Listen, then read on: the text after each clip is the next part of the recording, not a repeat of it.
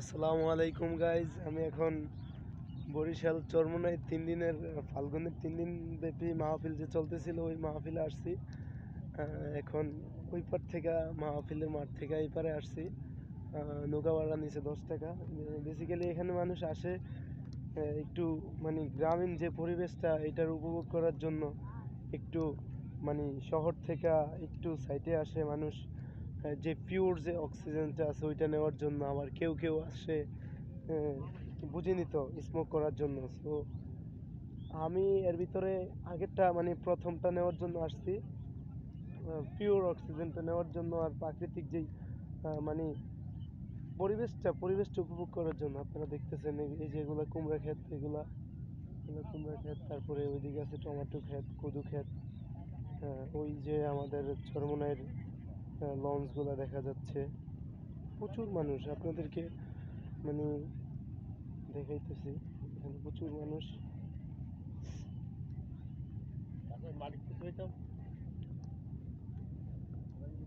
একটু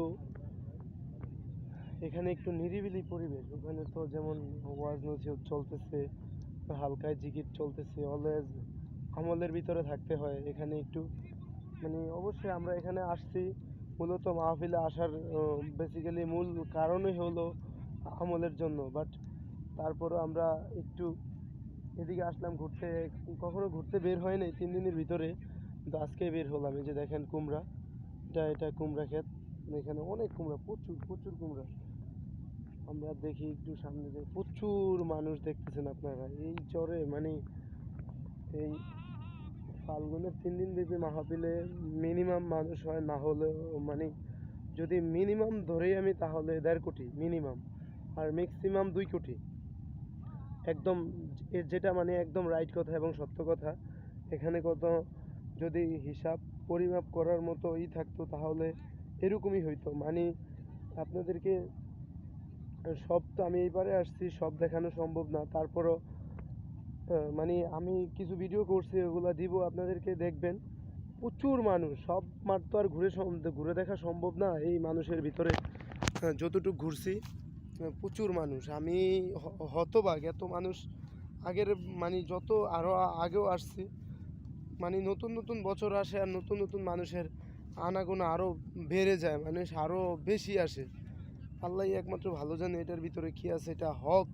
মানে বাংলাদেশের ভিতরে যত পীর মুফতি বলেন সব থেকে এটাই হক। এটা নবীজির সুন্নত অনুযায়ী ওনারা চলে। মুফতি রাজাউল করিম পীর সাহেব চরমোনাই। এই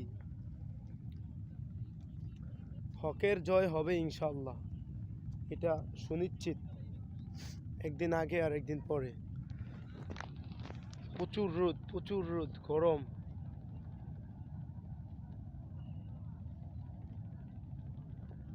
এই যে গাইজ আপনারা দেখতেছেন লাউ ক্ষেত।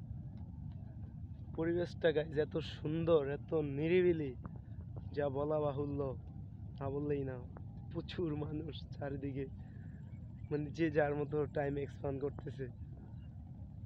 সুন্দর পরিবেশটা, অনেক সুন্দর, ভেরি বিউটিফুল।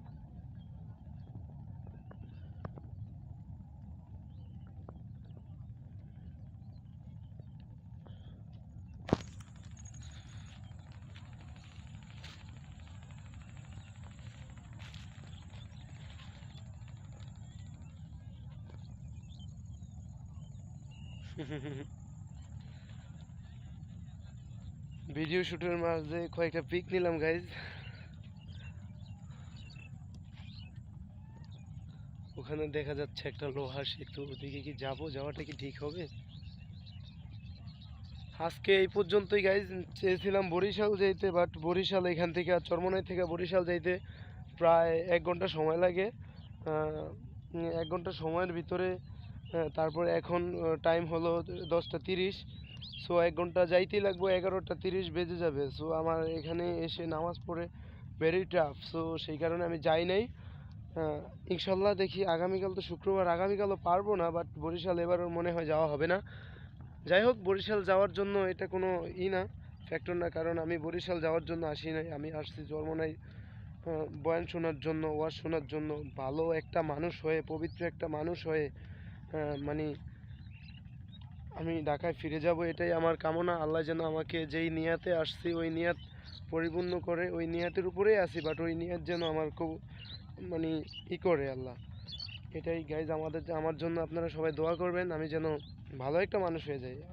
এমনিতে ভালো, খারাপ না, বাট ভালো আছি, তো আরও যেন ভালো হতে পারি। গাইজ একটা কুমড়া চিরা দেখতেছি, বাট এটা কে ছিঁড়ছে জানি না। কুমড়া। ঠিক আছে গাইজ, এখান পর্যন্তই থাক।